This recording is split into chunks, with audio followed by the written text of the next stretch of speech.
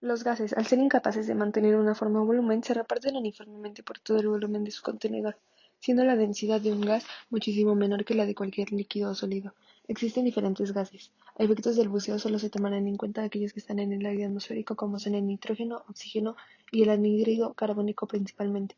Se define como presión a la fuerza dividida por la superficie. Como unidad de presión utilizamos la atmósfera, que es la que ejerce el aire que nos rodea a nivel del mar. El valor de una atmósfera es la presión resultante de efectuar una fuerza de 1 kilogramo en una superficie de 1 cm², y aproximadamente equivale a un bar. La ley de Boyle dice: si la temperatura permanece constante, el volumen de un gas es inversamente proporcional a la presión absoluta, lo que significa que al aumentar la presión, el volumen debe reducirse en la misma proporción.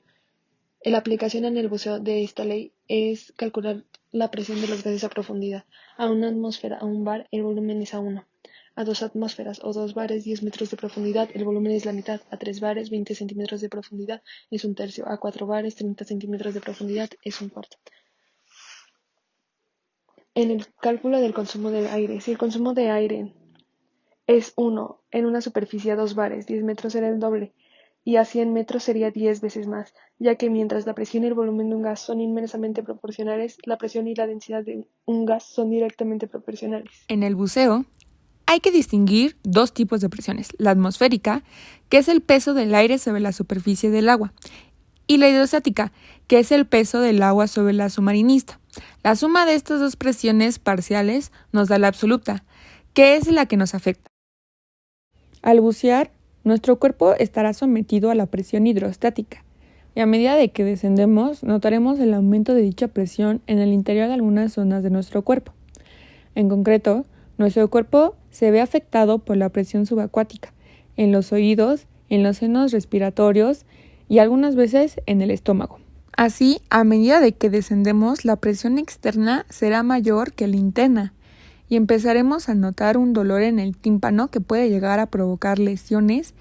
Por eso, cuando descendemos, la presión de estas cavidades tiene que igualarse con la presión externa de la columna de agua encima de nosotros.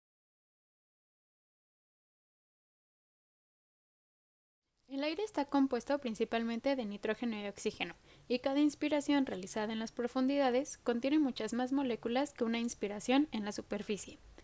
Sin embargo, el exceso de moléculas de nitrógeno, si se acumula en la sangre y los tejidos, es peligroso, porque a medida que va disminuyendo la presión exterior durante el ascenso tras una inmersión o durante la salida de un entorno de aire comprimido, el nitrógeno acumulado, que no puede espiarse de inmediato, forma burbujas en la sangre y los tejidos. Estas burbujas pueden expandirse y lesionar los tejidos o bien obstruir los vasos sanguíneos de varios órganos, ya sea directamente o provocando pequeños coágulos en la sangre.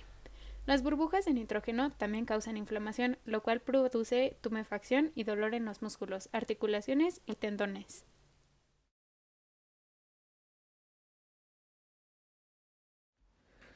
Las burbujas de gases tóxicos, o también llamados émbolos gaseosos, se producen por una descompresión abrupta, que esto es lo que genera las burbujas dentro de la sangre. La enfermedad por descompresión es un trastorno en el cual el nitrógeno, disuelto en la sangre y los tejidos debido a la alta presión, forma burbujas cuando la presión disminuye. El aire está compuesto principalmente de nitrógeno y oxígeno. Puesto que el aire sometido a presión elevada se comprime, cada inspiración realizada en las profundidades contiene muchas más moléculas que una inspiración en la superficie. Dado que el organismo utiliza continuamente el oxígeno, por lo general este no se acumula. Sin embargo, el exceso de moléculas de nitrógeno sí se acumula en la sangre y los tejidos. A medida que va disminuyendo la presión exterior durante el ascenso tras una inmersión o durante la salida de un entorno de aire comprimido, el nitrógeno acumulado, que no puede espiarse de inmediato, forma burbujas en la sangre y los tejidos. Estas burbujas pueden expandirse y lesionar los tejidos o bien obstruir los vasos sanguíneos o varios órganos.